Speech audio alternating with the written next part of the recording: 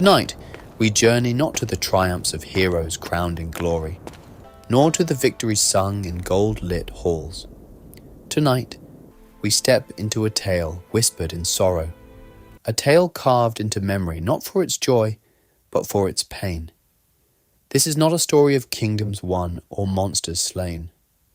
This is a story of two souls bound by fire, undone by fate, and remembered for the passion that burned them alive. For centuries, poets have sung their names. In courts, their story was told with tears. In shadows, it was spoken in warning. Tristan and Isolde, two lovers cursed, whose hearts defied all law, all loyalty, all reason. Sit back, breathe deep, let the world fall away.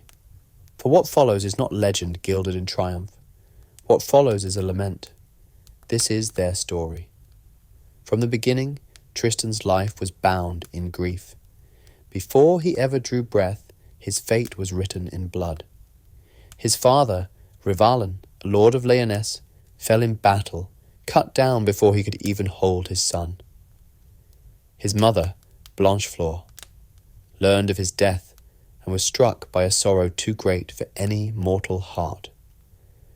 When her child was born, she took one last look at him, sighed his name into the air, and let life slip from her body. The boy lived, but he lived alone. They called him Tristan, which in the old tongue meant sorrow. His name was the shadow of his birth. He was raised not by father or mother, but by guardians in secret, hidden from enemies who sought to end his line. The halls of Lyonesse were no longer his. Instead, he grew up on the edges of power, a boy with no claim, no crown, only a name wrapped in mourning. Yet sorrow did not break him. It forged him. From childhood, he showed gifts that set him apart. His arms grew strong, his hands steady with bow and sword. But more than strength, he had grace. He moved as though music guided his limbs. He learned the harp, and when his fingers touched its strings, even hardened warriors grew still, their eyes soft with memory. The boy of sorrow grew into a youth of promise. Word of him spread, until at last he found his way to the court of King Mark of Cornwall, his uncle. There, in halls rich with banners and laughter, Tristan entered not as a prince, but as a knight. The court watched him with suspicion at first. He was young, untested, unknown. But when he lifted his harp, music filled the hall like sunlight. When he joined the hunt, his arrows struck true. When he entered the training yard, sword met sword, and no one could match him for skill or for daring. The king himself grew fond of him. Mark, who had no heir, saw in this nephew a man he could trust. Tristan's loyalty was fierce, his service absolute, yet always sorrow lingered. For Tristan was more than knight. He was wanderer, dreamer, haunted boy. He carried a weight no crown could lighten, no song could ease. In his heart he longed not for power, nor for glory, but for belonging. And fate, cruel as ever, was already preparing the answer. It began when Cornwall was threatened by enemies across the sea. Ireland demanded tribute, and at its head was a challenge. If Cornwall's greatest knight could slay the dragon that ravaged their land, peace would be given. Mark's eyes turned to Tristan. "Go," the king commanded. "Win honour for my throne. Bring peace to this land. Prove that sorrow can become strength." And so Tristan prepared to sail. He sharpened his blade. He tuned his harp. He looked once into the firelit hall of his uncle's court, and then turned to the sea, where fate and love and ruin already waited. The ship left Cornwall under grey skies. Waves crashed against its hull, the salt stinging Tristan's lips as he stood at the prow, cloak billowing, harp cradled in one arm, sword at his side. He was young still, barely more than a youth, yet in his bearing the crew saw no boy. His eyes, shadowed by sorrow, burned with resolve. He sailed not for gold or conquest, but for honour, for his king, for the court that had given him place, and beneath it all, for something nameless, gnawing, restless, a hunger not yet spoken. The coast of Ireland rose before him, after days at sea, jagged cliffs black against the horizon. Above them sprawled the green hills of Leinster, rich and rolling, yet scarred with smoke. For a dragon haunted the land. It had come from the wild places, its scales thick as bronze, its breath fire, its venom death. None had faced it and lived. Fields lay empty, villages deserted, children silent in fear. The Irish court waited, and with them, destiny. Tristan entered the hall of King Anguish with no crown, no retinue, only his harp and his name. Yet when he lifted the harp to his shoulder and drew his fingers across the strings, the sound silenced the chamber. Music poured forth, a river of sorrow and light filling the air with beauty so fierce it ached. Warriors lowered their eyes. Women pressed hands to lips. Even the king leaned forward, his hard face softening. Here was no ordinary night, but the harp was only half his gift. When he laid it aside, he lifted sword and shield. He swore before the court that he would face their monster, not for tribute, not for wealth, but for the honour of Cornwall and the hope of peace. The court whispered. Some scoffed, some doubted, but one pair of eyes watched him with keen intensity. The king's daughter, Isolde. She was young, yet her presence filled the chamber. Her hair fell like sunlight, her gaze sharp as a blade. Unlike many princesses, she was schooled in law and healing. She knew the ways of herbs, of poisons, of wounds that killed, and those that might yet be bound. She said nothing, but when Tristan bowed before her father, her heart stirred. She saw not a stranger, but a soul already carrying the weight of sorrow. The next morning, the battle began. The dragon waited in a valley scorched black, its body coiled among bones, its eyes glowed like molten stone, its roar shook the air. When Tristan approached, shield lifted, the beast rose, spreading wings wide enough to darken the sun. It charged, fire erupted, searing the earth. Tristan's shield blackened, his arms scorched, yet he stood unbroken. With a shout, he drove forward, sword flashing, striking at scales that rang like iron. The battle raged for hours. The dragon's tail smashed stone, its claws tore through earth, its breath boiled the air. Tristan's sword shattered, splinters flying. Yet he fought on, seizing his spear, driving it between scales into flesh. Black blood hissed on the ground. The dragon roared, thrashing, snapping its jaws. Venom sprayed, striking Tristan's thigh, burning deep. He staggered, pain searing through his body. Yet he did not fall. With one final heave, he drove his blade through its throat. The beast convulsed, screamed, and fell still. The valley was silent, but the poison burned. Tristan collapsed, his vision darkening. He lay among smoke and blood, the corpse of the dragon beside him. He was carried to the court, broken, barely breathing. Physicians shook their heads, muttering of wounds no salve could heal. But Isolde came forward. She knelt beside him, her hands gentle yet sure. She mixed herbs, crushed roots, bound his wounds with knowledge passed down through generations. Day after day she remained at his side, bathing the fever from his brow, singing softly as she worked.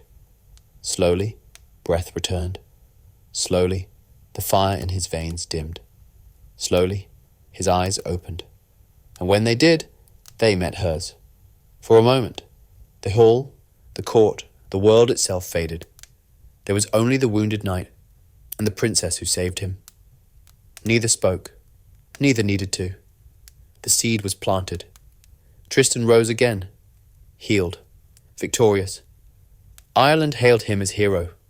He had slain the dragon, brought peace, and proven himself before kings.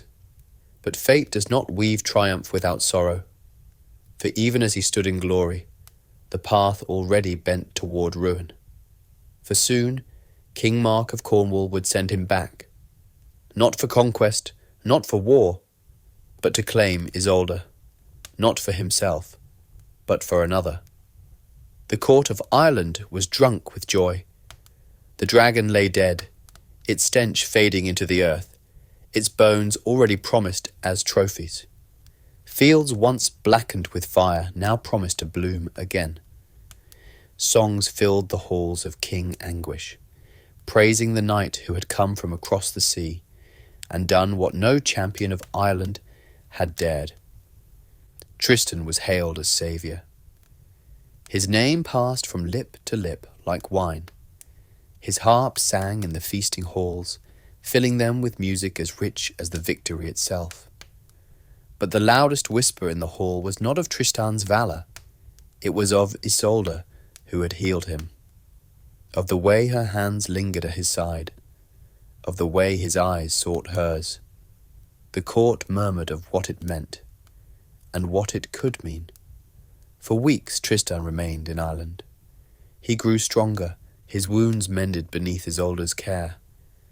When he rode, she walked beside him. When he sang, she listened. There was no vow, no word spoken, but already something fierce and dangerous stirred between them. But Tristan was not a free man. He was nephew to King Mark of Cornwall, and though he might have claimed glory for himself, his loyalty bound him tighter than any chain. When his ship at last was ready to sail, he bowed before King Anguish. "I came not for gold, nor crown," Tristan said, "but for peace. Let the strife between Cornwall and Ireland be ended." The king nodded. "It shall. But tell me, what does Cornwall ask in return?" The answer was written before Tristan spoke, not in his own heart, but in the will of another. For in Cornwall, King Mark was no fool.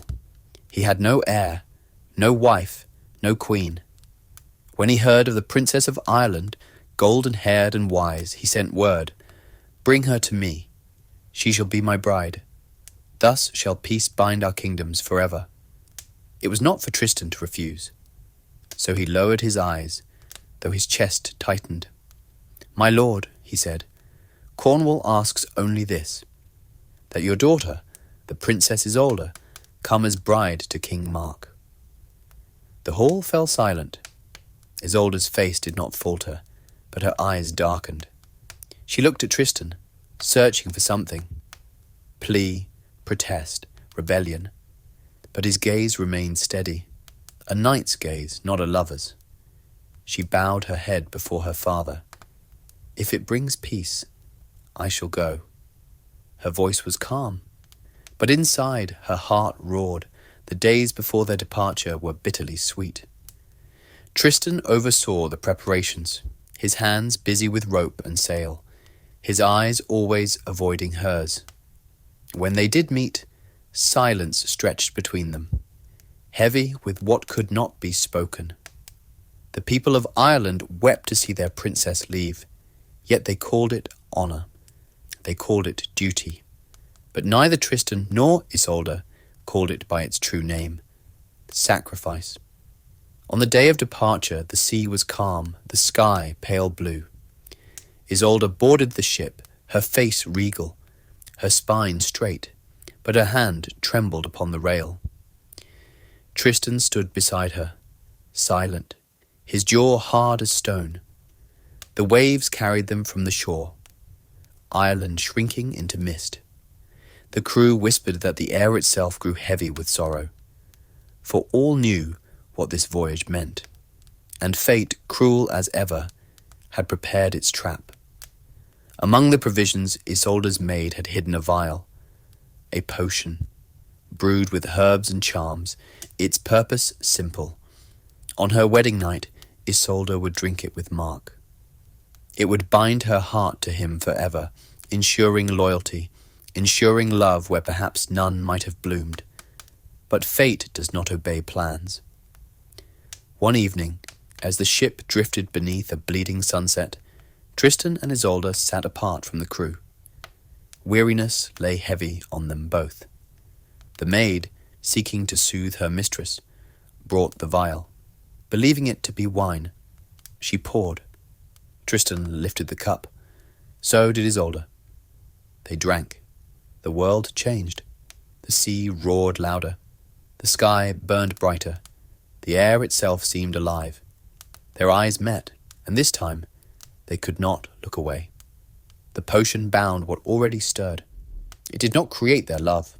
It only sealed it, made it unbreakable, eternal, cursed. Desire flooded them, fierce as fire, deep as the sea. Their hearts leapt and broke at once, knowing that from this moment they belonged to each other forever, and that forever would be their ruin. The sea rocked the ship gently, its waves sighing against the hull. Night had fallen, and the crew lay asleep, their snores mingling with the rhythm of the tide.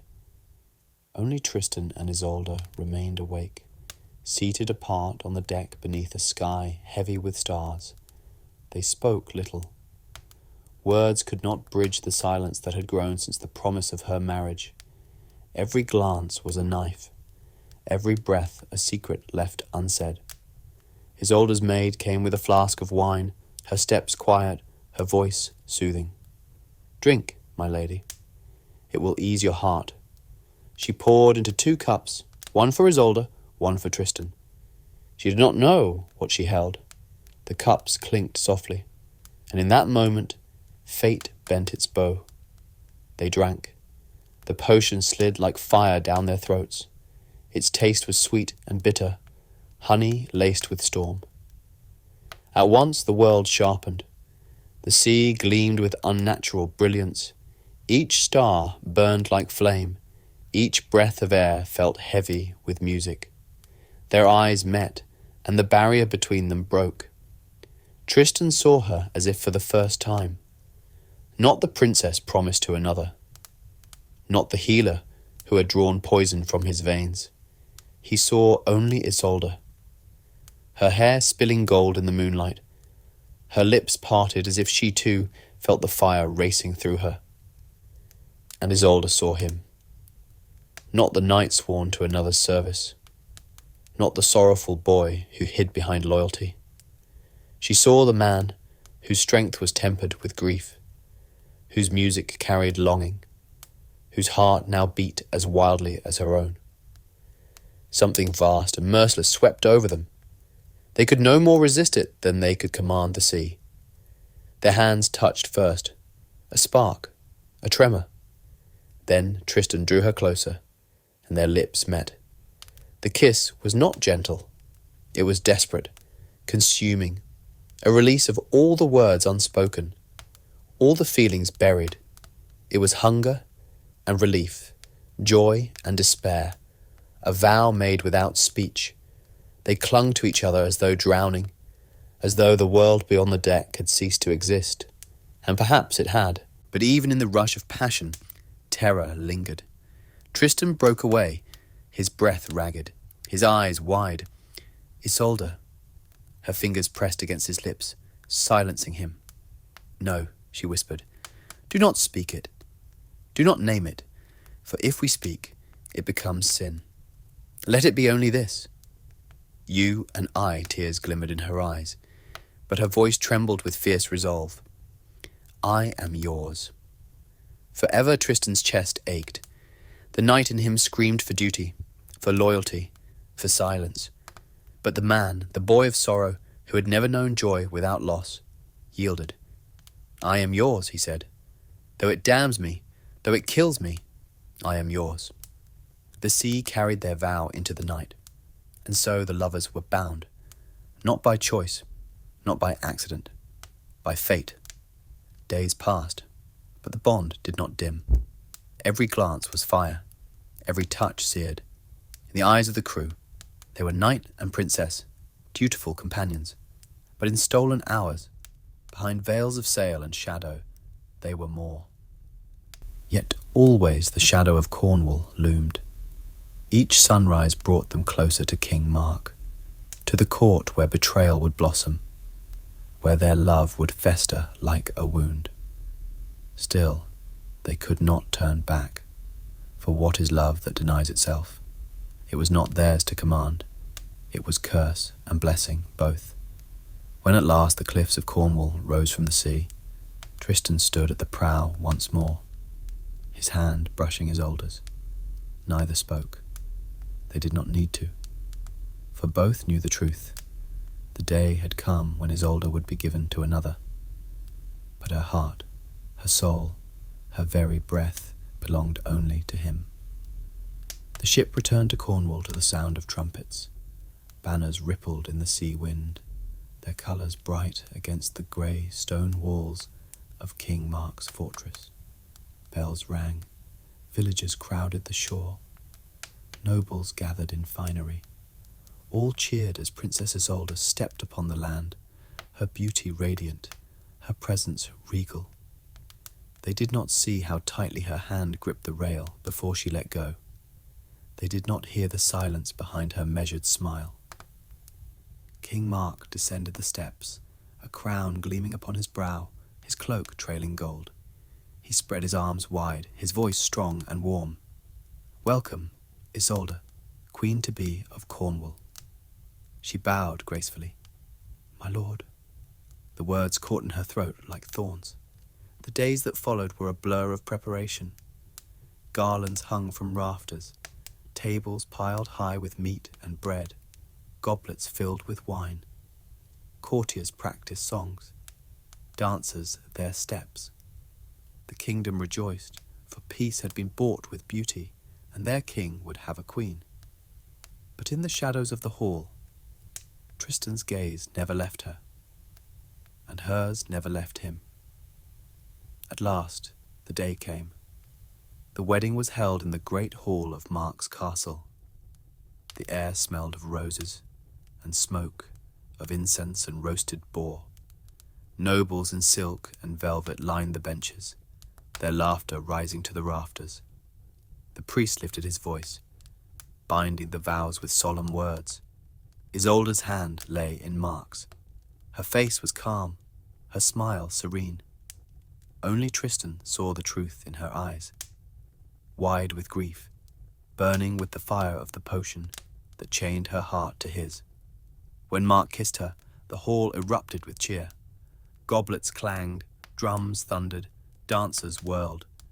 But Tristan's chest ached with a pain no wound had ever matched. The feast began.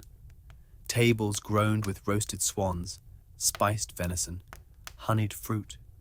Wine flowed like rivers. Bards sang of conquest and peace. Mark, glowing with pride, raised his cup. To Isolde, Queen of Cornwall. May her beauty shine upon our land forever. The hall roared with approval, but at the far end of the table, Tristan sat silent, his goblet untouched. He watched Isolde lift hers, her smile flawless. Yet when her gaze flicked to him, for the briefest instant, sorrow cracked the mask. Later, when the music swelled and the dancers spun, Tristan slipped into the shadows of a side hall.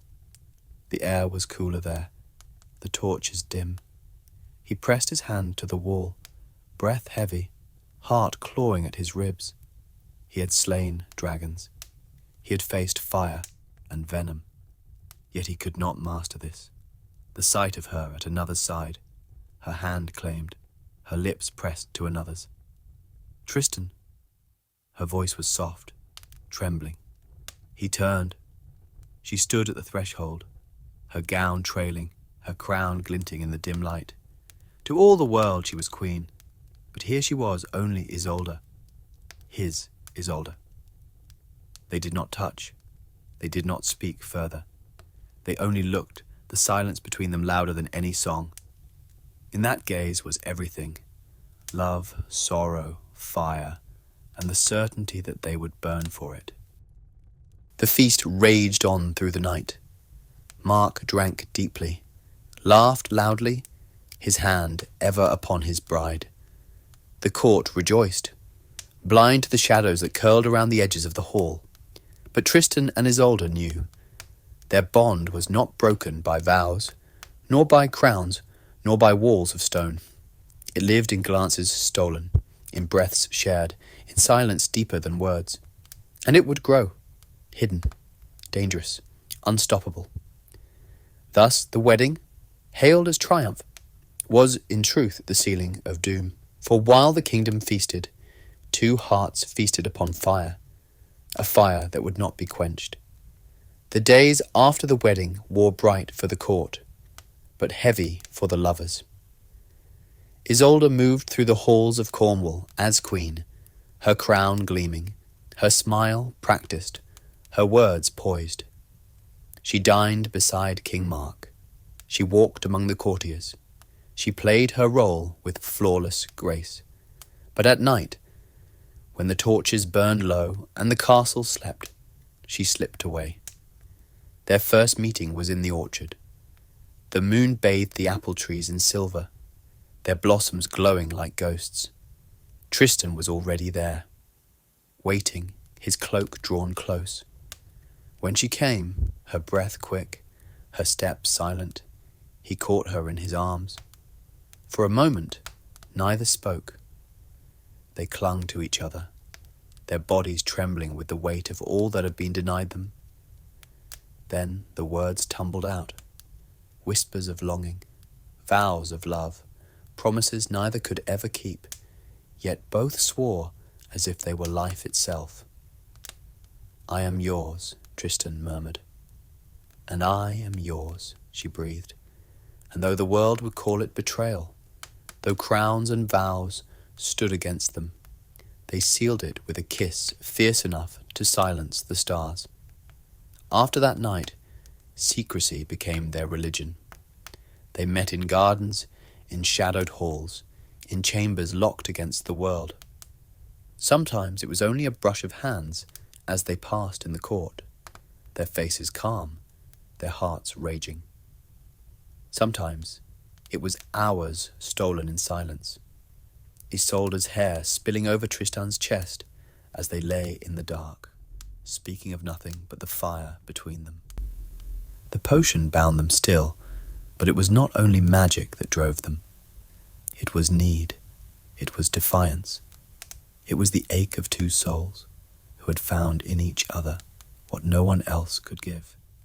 Every moment apart was torment. Every moment together was bliss and peril, for the court was not blind. Whispers spread like smoke. Servants noted the queen's absence. Courtiers noticed Tristan's eyes. Some laughed behind hands, calling it folly. Others sharpened their tongues, ready to wound with truth. But none dared speak openly to Mark. Not yet. Still, suspicion grew. One evening, when the hall was full of revelry, Mark turned to Tristan, his voice jovial, his smile wide. "My nephew," he said, clapping his shoulder, "you are too quiet tonight. Have you no music for us? Play, as once you did in Ireland." Tristan lifted his harp, fingers steady, heart trembling. His song filled the hall, bright and merry on the surface, but beneath, threaded with sorrow. To all it was beauty. To Isolde, it was confession. She sat at Mark's side, her hands folded, her face serene, but her eyes burned with tears unshed. Only Tristan saw. Their love became a dance with discovery. Once, as they met in the garden, footsteps came sudden on the path. Isolde pressed Tristan back into the shadows, her breath against his neck, as a guard passed close enough to hear her heartbeat. When the steps faded, she laughed, a sound wild and fierce, a song of danger. "Each kiss is a theft," she whispered. each embrace a crime, and still I cannot stop. Nor I, Tristan said, his hand tightening at her waist. They kissed again, knowing that one day the cost would come due. Yet even in fear, their bond deepened. They spoke of dreams, of sorrows. Tristan told her of his name, born of grief, the mother he never knew, the loneliness that carved his childhood. Isolde told him of Ireland's cliffs, of herbs and healing, of the shadow she lived in as a daughter traded for peace. They shared not only passion, but pain. And in pain, they were one. But love so fierce cannot stay hidden forever. Already, jealous eyes watched. Already, whispers sharpened into daggers. Already, betrayal crept nearer. For though they believed their love a secret sealed by night, the court of Cornwall was a house of listening walls, and sooner than they feared, the truth would fall like a blade. For weeks, whispers coiled through the halls of Cornwall like smoke. Some dismissed them as jealousy, a queen too beautiful, a knight too loyal. Others sharpened them into accusation, stolen glances, vanished hours, the music in Tristan's harp that seemed written for one pair of eyes alone. At first, King Mark ignored them. He loved his nephew. He trusted his queen. He told himself the rumors were nothing but envy, but doubt is a seed, and Hera herself could not have sown one more poisonous. The one who watered that seed was a knight named Andret, cousin to both Tristan and Mark. He had long envied Tristan's strength, his grace, his place in the king's favour. His tongue was honey when he spoke, but venom dripped behind it.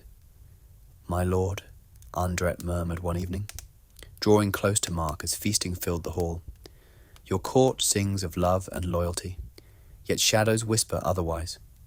Beware, lest those closest to you prove false." Mark frowned, waving him off. "Speak plain." Andret bowed, eyes lowered. "I dare not, sire. But if you would see truth, watch. Watch with your own eyes." And then he slipped away, leaving the king alone with doubt. That night, Andret followed Tristan. Silent as a fox, he trailed him through shadowed corridors, across the gardens, beneath the pale light of the moon. He hid behind the trees as Isolde came, her cloak dark, her steps quick. He watched as they met, watched as Tristan took her hand, as her face, serene in the court, now burned with unmasked fire. Watched as they kissed, long and desperate, as though the world might end with the dawn. Andret's smile was cold. He had his proof. He went to Mark at once. "Sire," he whispered, his voice grave, "I have seen it. Your nephew, your queen." Together Mark's face went white, then red. "Lies. Would I lie to you, my king?" Andret pressed. "Then see with your own eyes." "Come," Mark rose, his heart pounding like a drum. His trust and his love warred with suspicion, with betrayal, with rage. But at last, he followed. Through the silent halls they crept, past guards who bowed, unaware, past servants who ducked their heads, into the gardens, the moonlight silver on the leaves. And there, among the trees, King Mark saw them. His nephew, his bride, locked in each other's arms. For a heartbeat, the king stood frozen, his face carved in anguish. Then his voice broke the night like thunder. "Tristan!" The lovers tore apart, their faces white with shock. Tristan turned, his mouth opening, words dying on his lips. Isolde clutched at her cloak, eyes wide with terror and grief. "My lord," Tristan began, but Mark's hand went to his sword. "Silence! You, whom I loved as son, you, whom I trusted above all others, this is how you repay me, with betrayal in my own house, in my own blood." Tristan stepped forward, hands raised. "Uncle, listen." But Mark's face twisted with fury. "Do not name me kin." You are false, both of you. False. The guards came at his shout, their torches flaring, their faces grim. Tristan did not resist as they seized him. Isolde cried out, trying to reach him, but soldiers barred her path. Mark's eyes, burning with grief, met hers. You are my queen, he said coldly, but you are faithless, and you shall answer for it. Isolde lowered her head, tears spilling down her cheeks. Tristan was dragged before the court at dawn, chains on his wrists. The hall was silent. Nobles gathered, courtiers whispering. King Mark sat high upon his throne, his face dark with wrath. Here is my nephew, he said to all, my blood, my knight, and here is his crime, betrayal of trust, betrayal of honor, betrayal of me. He gestured to Isolde, pale and silent at his side. And here is my queen, whose vows ring hollow. A murmur rippled through the court, a wave of shock and condemnation. Tristan stood tall despite his chains. His voice rang clear. I am guilty, he said, but not of deceit. For what lies between us is no trick, no scheme. It is love, bound by fate, sealed by curse. Strike me if you will, cast me out if you must. But know this, I loved her. I love her still, and I will until I die. The hall erupted in gasps. Mark's hand tightened on the arm of his throne, his face torn between grief and fury. And so the sentence fell. Tristan was to be exiled. But exile could not sever what the potion had bound. And as he was dragged from the hall, his eyes met Isolde's one last time. In that gaze burned all their defiance, all their sorrow, all their love. It was not the end. It was only the beginning of their ruin. The gates of Cornwall closed behind him. Tristan rode alone, his wrists raw from chains, his heart raw from grief. The hills of his uncle's kingdom stretched behind him, each one heavy with memory. Every stone, every tree whispered her name. Yet he could not look back. Exile was his sentence, to wander foreign lands, stripped of honor, stripped of place. He carried only his harp, his sword, and the wound in his soul. He travelled first through Brittany, where kings welcomed him with cautious respect. He played his harp in their halls, and warriors wept at the sound. He fought in their battles, and none could match his skill. He slew foes, saved towns, won glory. Yet no feast warmed him, no laurel crowned him. For every note of his harp was for Isolde. Every drop of blood he spilled was shadowed by her absence. At night, when the fires died, he lay awake, staring into darkness. He saw her face in the stars, heard her voice in the wind. Sometimes he reached for her, only to wake with empty arms. He was free of Cornwall, but not of her. In Cornwall, Isolde wore her crown with silence. To the court, she was queen still, graceful, untouchable, her every word measured, her smile serene. But those who served closest to her saw the truth, the dimming of her eyes, the way her fingers lingered on the harp Tristan had once played, the way her steps slowed in the gardens where they had walked. Mark treated her with cold courtesy. He did not cast her aside, but he did not trust her. She was a jewel in his crown, a symbol of alliance, nothing more. Her laughter was gone. Her music fell silent. In her chambers, she wept where no one could see, her heart heavy with the weight of a love that no crown, no vow, no duty could erase. Letters could not pass between them. Messengers could not carry their words. Yet still somehow they spoke. When Tristan sang far across the sea, she felt it in her chest. When she walked the cliffs of Cornwall, her heart beat in time with his. Wherever he wandered, it was not magic that bound them now, not potion, but something deeper, something no exile could sever. Tristan's journeys grew darker. He hunted beasts in foreign forests, his sword striking without hesitation. He fought in battles not his own, his hands red with blood of strangers. He drank deeply in taverns, seeking to drown the fire that burned him, but it only grew fiercer. He laughed loud, fought hard, lived recklessly. To the world, he was a hero, fearless, untamed, but to himself he was a shadow, a man already half dead, wandering in search of a heart he could not hold. Once he stood on a cliff above the sea, the waves crashing below. His harp lay across his lap. He plucked a single string, and the note rang clear, sharp, sorrowful. He played until tears blurred his vision, until the sea itself seemed to weep with him. The people who heard his song said later that no music had ever sounded so full of loss, so full of longing.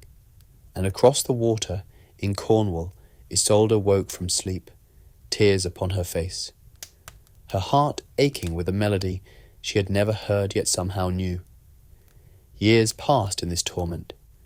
Tristan's name spread far and wide, not only as warrior, but as one cursed with sorrow. Minstrels sang of him. Kings feared him. Women loved him and found no love returned, for his heart was not his own. Isolde endured the silence, each day a mask, each night a breaking. The court believed her loyal, dutiful, calm. But within her, grief grew like a stone, heavy, suffocating. When she touched the harp, she remembered his fingers. When she drank wine, she remembered the cup they had shared. When she closed her eyes, she remembered the ship, the sea, the potion that had damned them both. She lived, but she did not live. Exile had torn them apart, but distance only deepened their bond, and though fate might keep them sundered, it would not spare them forever. For Tristan's wandering feet would one day carry him again to the edge of doom, and to Isolde. In Brittany, far from Cornwall's shores, Tristan found refuge with King Hole, a ruler who welcomed the exiled knight into his court. Hole had heard of Tristan's valour, the slayer of dragons, the harpist whose music could wring tears from stone. He honoured him, gave him a place at his table, offered him command in battle. Tristan served well. He fought Hole's wars, defended his borders, brought victory where defeat loomed. To Brittany, he was hero and saviour. To himself, he was only shadow. Among Hole's children was a daughter named Isolde of the White Hands. She bore the same name as the queen across the sea, but shared nothing else. She was gentle, fair, soft-spoken, her hands pale and delicate as lilies. When she smiled, it was with kindness, not fire. When she looked at Tristan, it was with admiration, not the fierce knowing that bound him to the other Isolde. And in her quiet way, she loved him. It was King Howell who first spoke it aloud. "You are alone, Tristan. My daughter is fond of you, and I trust no man more than you. Wed her, and you shall be family, not guest. Brittany shall be your home."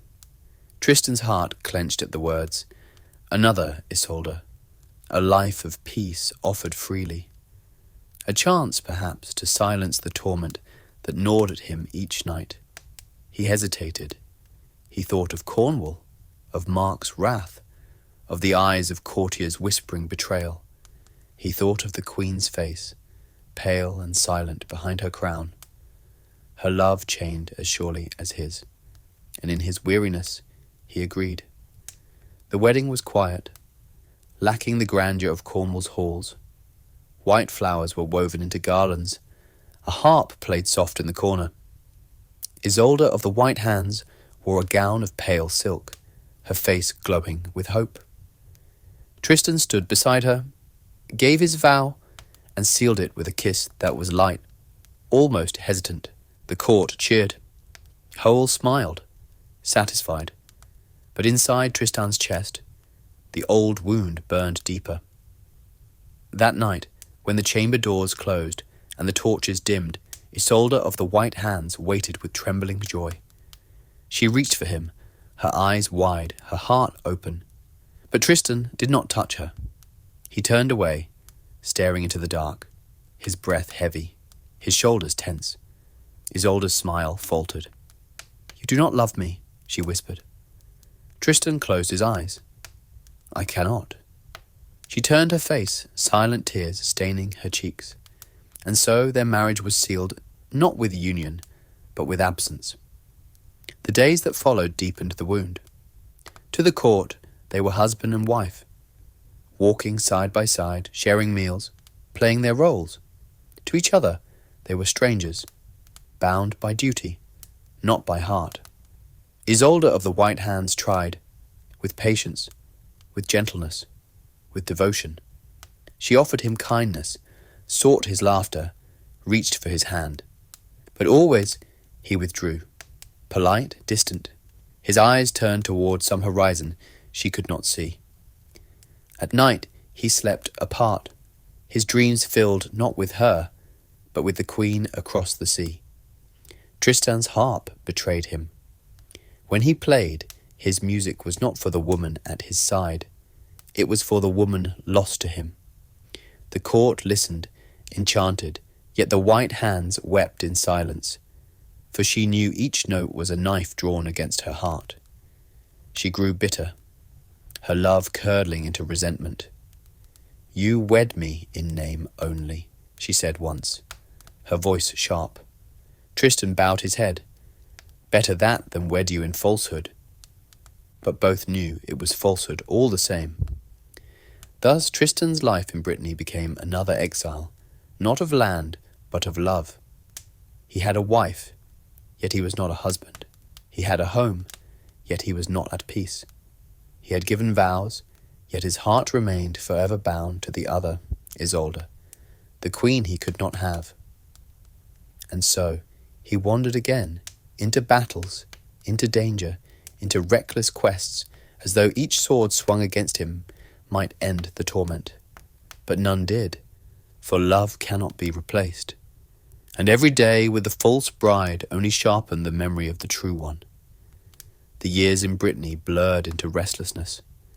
Tristan fought battle after battle for King Hole, throwing himself into danger as though death might grant him peace. His sword cut through foes with merciless precision. His body bore scars of 100 fights. Yet he sought more. He fought recklessly, courting wounds, daring death to claim him. It was in such a battle that fate struck. The Breton fields were soaked in rain and blood. 2 armies clashed beneath a grey sky, the ground churned into mud by horses and men. Tristan, at the front, cut down foe after foe, his lion-emblazoned shield splintering beneath blows. His harp hung silent in his chamber, but here his music was war, the rhythm of steel against steel, the song of blood and cries. Then came the spear, a long blackened shaft, its tip smeared with poison. It flew from the hand of an enemy, cutting the air with a hiss. Tristan turned too late. It struck his thigh. Pain exploded through him, searing, burning, deeper than fire. He staggered, swung his sword one last time, then fell to one knee. The battle roared on around him, but his vision swam. He saw not soldiers, not foes, but a face, golden-haired, eyes bright with sorrow and fire. Isolde.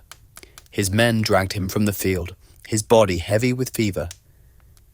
They laid him in a chamber, the wound festering, the poison spreading like shadow through his veins. Physicians came, but their herbs failed. Their prayers faltered. The wound would not close. The fever would not break. And in his delirium, Tristan whispered only one name, Isolde.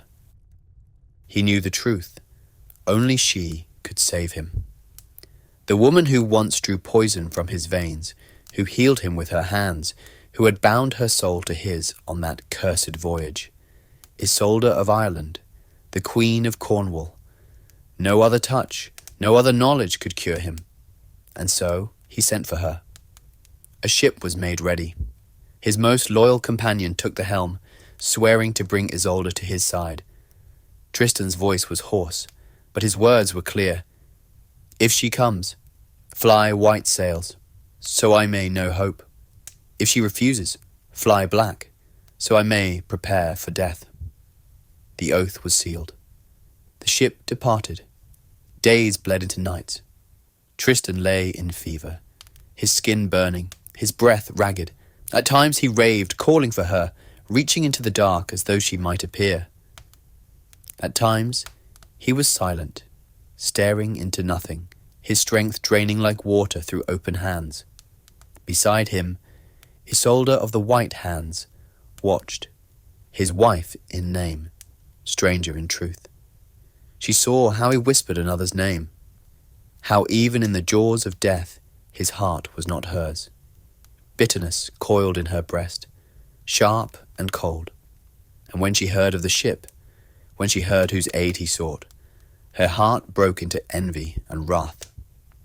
At sea the ship sped swiftly, its sails straining with wind. In Cornwall, word reached Isolde of Ireland. She did not hesitate. She cast aside crown and court, and with fierce resolve she boarded, her eyes fixed on the horizon. The sea groaned beneath them, waves rising, winds shrieking, but still the ship pressed forward, carrying hope.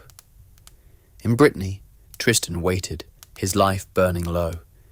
He lay in silence now, too weak to speak, his body cold, though sweat drenched his skin. His eyes turned always toward the window, toward the sea. He whispered only once, Isolde, and then the cry from the watchtower. A ship upon the horizon, its sails gleamed white. Hope surged in Tristan's chest. His lips parted in a smile, faint, fleeting. But before word reached him, before truth could heal, another voice came. Isolde of the White Hands, she looked into his face, her eyes bitter, her heart poisoned by scorn. The sails are black, she said. Tristan's breath caught. His smile died. He closed his eyes. The strength left his body. His lips moved once more, shaping her name. Isolde, before falling silent. And Tristan, knight of sorrow, warrior of fire, lover bound by fate, breathed his last. The sea had never carried a voyage so desperate. Isolde of Ireland stood at the prow, the wind tearing her hair, her hands clenched white upon the rail. She had left all behind, crown, kingdom, husband, for one purpose, to save Tristan. Her heart beat like a drum with each surge of the waves.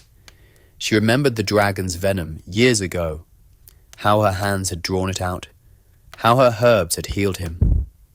She believed, with a certainty fierce as fire, that she could do it again. If only, she whispered to the sea, if only I am not too late. Behind her, the ship's sails gleamed white. They shone against the horizon, a beacon of hope. In Brittany, Tristan lay in silence. The fever had burned him hollow. His lips were cracked, his skin pale, his breath shallow as a dying ember. But his eyes, dim though they were, still turned toward the window, toward the sea. Isolde, he whispered, though no one heard. Beside him, Isolde of the White Hands sat rigid, her face pale, her heart in turmoil. She had been his wife in name, but never in truth. She had endured his silence, his distance, his music meant for another. She had endured watching his heart belong to a woman across the sea. Now that woman was coming. And in the cruelty of her jealousy, bitterness became a blade. A cry rang from the watchtower. A ship approaches. Its sails are white. The court stirred with excitement. The servants murmured. Tristan's friend rushed to bring the word. But before he could, Isolde of the White Hands rose. She stood over Tristan, her voice soft but sharp as a dagger. "The sails are black," she said. Tristan's eyes flickered. The faint light that had kindled within them vanished. "Black," he whispered. His lips trembled into a smile, not of joy but of release, of surrender. His head fell back against the pillow, his breath leaving him in one final sigh. Isolde, and Tristan was gone. Moments later, the door burst open. "White!" cried his companion, breathless with hope. "The sails are white. She is here." But it was too late. Tristan's body lay still, his hand cold, his eyes closed. The truth had come, but the lie had slain him first. The ship docked, and Isolde of Ireland hurried ashore, her cloak flying behind her, her heart pounding with dread and hope entwined. She climbed the steps to the chamber where he lay, but when she entered, her steps faltered. Tristan lay upon the bed, pale as marble, his lips parted in eternal silence. Her breath caught, the world tilted. "No," she whispered. She rushed to him, fell to her knees beside the bed, gathered his lifeless body into her arms. She pressed her face to his, kissed his cold lips, wept into his hair. "Tristan, I came. I came as fast as the sea would carry me. Why did you not wait? Why did you not hold on?" Her voice broke, rising into a cry that shook the chamber. The courtiers turned away, stricken by grief too raw to behold. She did not move from his side. She clung to him, her tears soaking his breast, her hands caressing his face as though her touch might yet recall him. "Without you, I am nothing," she whispered. "We drank together the potion of love, and we were bound beyond all law. If death has taken you, then it must take me too." Her strength faltered, her breath grew ragged, and in that moment her heart gave way. With one last kiss, she collapsed upon him, and Isolde's spirit followed his. Thus the lovers were joined at last, not in life, but in death. No crown could part them, no vow could bind them, no exile, no jealousy, no lie. Only the grave could hold them, and even there, their love burned brighter than sorrow. When dawn broke, the castle of Brittany was shrouded in silence.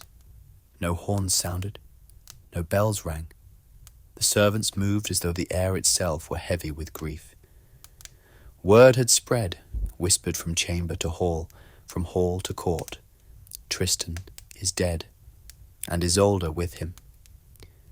The news moved like fire, swift and merciless. Knights who had fought at Tristan's side bowed their heads. Ladies who had wept at his music tore their veils. The people who had hailed him as saviour stood in the streets in stunned silence, and in the chamber above, the two lay still, side by side. Tristan, the boy named Sorrow, now pale as stone, his harp silent forever, his lips parted as though still shaping her name. Isolde, golden-haired, her face serene, her head resting against his chest, her hand entwined with his, as if even death could not pry them apart. Together, they looked less like corpses than like sleepers, bound in a dream no dawn could wake. King Hole entered the chamber and fell to his knees. "Alas," he murmured, "what love, what ruin, what curse! No hand of man could part them in life. Not even death will part them now." His courtiers wept openly. Even the hard-eyed guards at the door turned away, unable to look upon the sight without tears. And the tale grew, even as grief was fresh. In Cornwall, word reached King Mark. He had raged at betrayal. He had cursed their love. He had cast them apart. But when the news came, no anger stirred in him. Only grief, heavy and bitter. He shut himself away, refusing food, refusing counsel. He sat in darkness, his face lined, his crown forgotten upon the floor. "Tristan," he whispered into the silence, "my son, my blood, you loved too fiercely, and I loved too late." He thought of Isolde too, and though bitterness pricked him, sorrow swallowed it. He remembered her smile, her grace, her fire, and he knew the fault lay not in them, but in fate, which had bound them cruelly, then torn them apart. The bards took up their names. From Brittany to Cornwall, from Ireland to distant lands, the song of Tristan and Isolde spread. They sang of a knight whose harp wept sorrow, whose sword struck true, whose heart was chained to love. They sang of a queen torn between crown and desire, who chose not throne, nor husband, nor duty, but love everlasting. They sang of a potion, a kiss, a curse, and of a death that was no ending, but a vow fulfilled, and in time their bodies were carried home. Not to Brittany, not to Cornwall, but to a place where the sea could whisper their tale forever. They were buried apart, for Mark decreed it. Tristan in one grave, Isolde in another, a church wall standing between them. Yet the earth itself rebelled. From Tristan's grave a briar grew, thorny and fierce. From Isolde's a rose bush bloomed, fragrant and fair. The plants climbed the church wall, wound together, and twined so tightly no blade could sever them. Cut them down, and they grew again. Burn them, and they returned, stronger still. Until at last the people said, "See how even death yields. Their love is eternal." So the tale was sealed, not of kings, nor of crowns, nor of kingdoms won, but of two souls bound by a cup, a kiss, and a curse. Two lovers who defied the world and whose names, entwined, became a song the world would never forget. Tristan, Isolde, not life, not death, but both, forever. They buried Tristan and Isolde apart. It was King Mark's decree, stern, unyielding. One grave for the knight, one for the queen, a wall of stone between them. In life they had defied his crown. In death, he swore, they would remain divided. But earth and root cared nothing for decrees. From Tristan's grave a briar sprang, dark, thorned, unrelenting. From Isolde's a rose unfurled, pale, fragrant, reaching. They grew swift, twining upward, curling along the wall that sought to divide them. By dawn, the vines had touched. By dusk, they had entwined. Cut them down, and they grew again. Burn them, and the fire only fed their roots. Tear them apart, and by morning they were joined anew, closer, stronger, as though bound by fate itself. At last, the people whispered, "Even death cannot part them. Their love is stronger than stone." The story spread first among servants, who spoke it in hushed voices by candlelight. Then among courtiers, who shared it in riddles and songs. Then across kingdoms, carried by travellers and minstrels, who sang of the lovers whose graves refused to lie still. And everywhere the tale went, it changed. In Brittany, they said Tristan was betrayed by a jealous wife. In Cornwall, they said Mark wept as he buried them, forgiving too late. In Ireland, they said Isolde's spirit still wandered the cliffs, calling his name across the sea. But the heart of the story remained the same. Love, cursed and unbreakable. The bards made it music. Harps wept with it in great halls. Flutes carried it through village squares.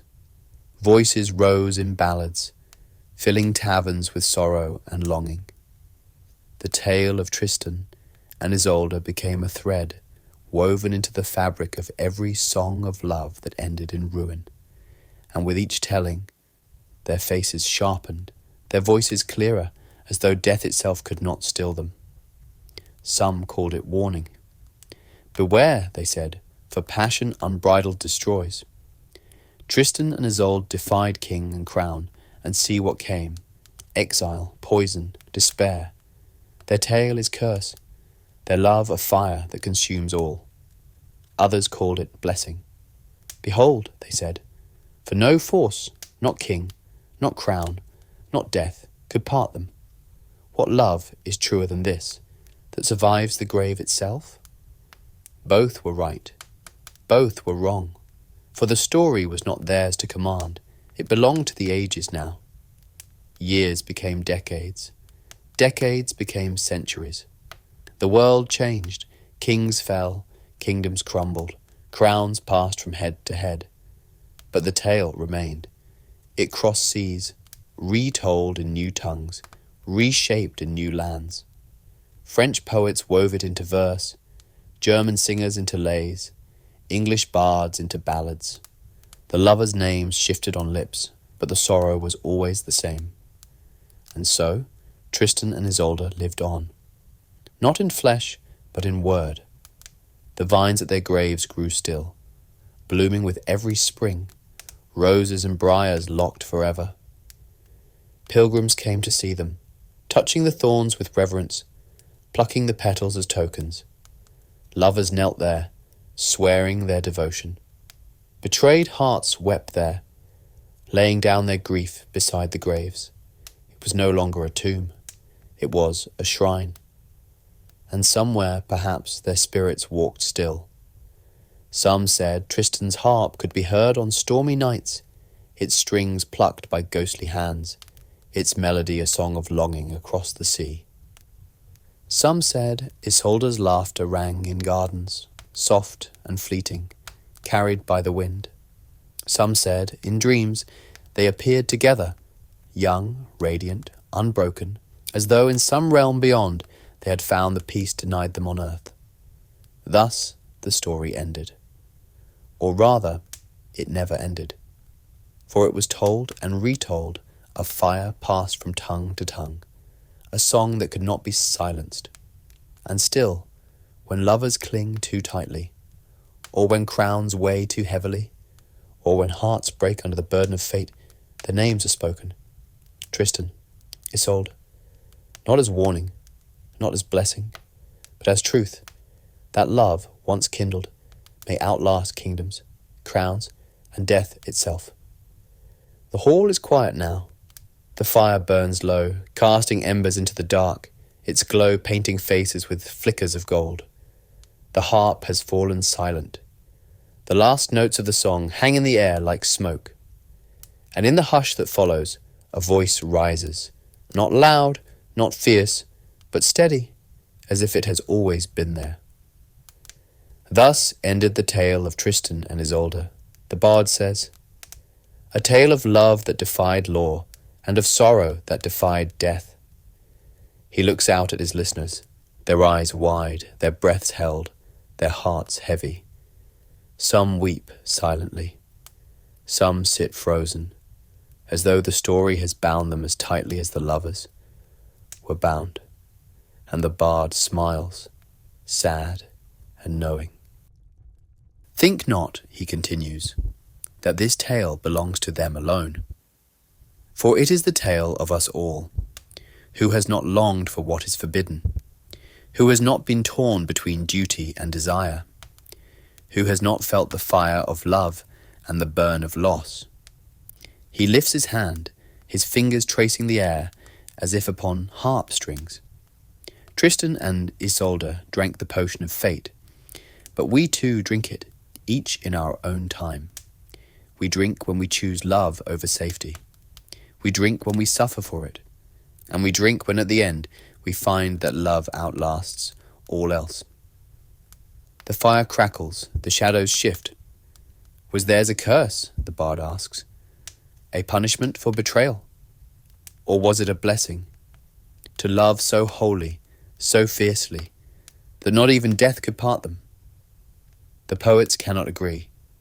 The kings cannot agree. Even I, who sing their song, cannot say he leans forward, his eyes catching the firelight. But this I know, their story has outlived their bones. Kings are dust, crowns are rust, Castles are ash, yet their names remain. Tristan, Isolde. As long as men and women love, as long as they lose, their tale will be told. He gestures to the fire. Perhaps even now, in some realm beyond, they walk together. Perhaps they laugh, free of sorrow. Perhaps they still kiss, still sing, still cling as they did in life. Or perhaps they are only this: words in our mouths, music on our lips, roses and briars climbing a wall. But tell me, is that not enough? To be remembered, to be eternal? The listeners stir, murmuring softly, as though answering though no words are spoken. The bard stands, his cloak heavy, his harp slung once more upon his back. Carry their names with you, he says. When you love, remember them. When you lose, remember them. For their sorrow is ours, and our sorrow is theirs. And through that, we are joined. He bows his head once, his hair catching the light like a crown. This tale is done, but the song is not. And then he is gone, his footsteps fading into the dark. The hall is left in silence, save for the fire, save for the breathing of those who will carry the tale in their hearts. Some will tell it again, tonight, tomorrow, years hence. Some will sing it, some will whisper it, some will only remember it in their own griefs. But the tale will not die, for it was never only theirs. And so ends the bard's voice. But not Tristan's, not Isolde's, not Love's. Time passed, castles crumbled, crowns rusted, kings who had judged them turned to dust. Yet still the tale of Tristan and Isolde walked the world, as restless as their love had been. First, it lived in whispers, told by sailors at sea, by servants by candlelight, by weeping women who laid roses at graves. Then it grew into songs sung by bards who plucked harps in mead halls, their voices trembling with sorrow. In Brittany they told it as warning, a tale of betrayal and sin, of vows broken and trust undone. In Ireland they told it as lament, a daughter stolen, a queen unloved, a woman's heart broken by men's wars. In Cornwall they told it with bitterness, then regret, then longing. And in time it crossed the seas. French poets wove it into verse, shaping knights and ladies with words as bright as steel. German singers sang it in halls of oak and stone, their voices deep with grief. English bards carried it into ballads, sung by wandering minstrels in towns and taverns, until even peasants who had never seen a king knew the names Tristan and Isolde. With each telling, the tale shifted. Some softened it, love eternal, souls joined in paradise. Others sharpened it, betrayal punished, death a just end. But the heart remained unchanged. Passion, sorrow, fate. Always fate. And still, beyond the words of men, the earth remembered.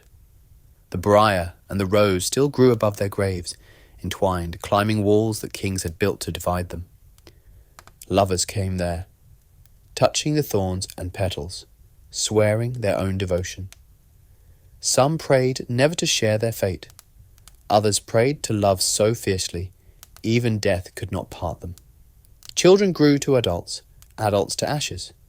But still the vines climbed, blooming in every spring. It is said that on certain nights, when the moon is high and the wind is soft, Tristan's harp may still be heard, faint and distant, as though plucked by unseen hands. The melody carries across hills and seas, sorrowful, longing, yet beautiful beyond words.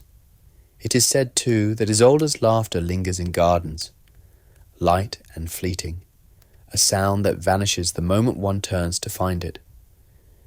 And some say that when storms rage, when the sea thrashes, as it did on the night of the potion, the lovers themselves can be glimpsed in the spray, two figures clinging to each other, forever bound, forever fleeing the world that sought to part them. Perhaps it is myth, perhaps it is truth, but what matters is this: they are remembered. For what is a story but a form of immortality? Kings die, crowns break, walls fall, but stories live. And Tristan and Isolde's story has lived longer than any throne they defied.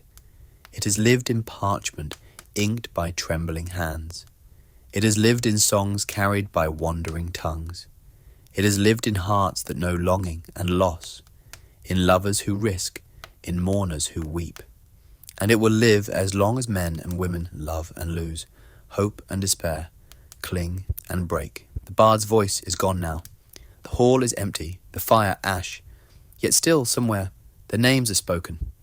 Tristan, Isolde, 2 names, 1 story, not blessing, not curse, not warning, not praise, simply truth. And so the tale ends, but the song never does.